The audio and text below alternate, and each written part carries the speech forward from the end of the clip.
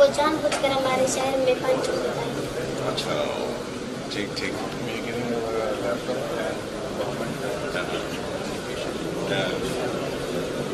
हाँ, ये यार देखना ठीक है, कभी देख इधर मैंने वो डेरा जान के पानी छोड़ देता है हमारी जमीनों के ऊपर, ठीक है नहीं, सेंड मैसेज टू दैट डेरा, ठीक है जी, कि पानी तुम्हारा फिर पहुँच जाएगा कहीं और, ठीक हालांकि पानी नहीं छोड़ेगा अभी नहीं छोड़ेगा, अभी उसकी जमीन की तरफ पानी डाल देगा, ठीक है।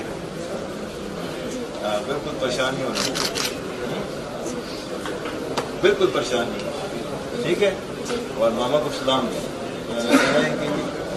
ये पाक फौज हमेशा आपके साथ खड़ी रहेगी, ठीक है। और जब तक आप बड़े होके अपने अपने काम पे नहीं शुरू कर देंगे, आपके भाई भी इस वक्त तक छोड़ेंगे नहीं, ठीक है बेटा। मामा को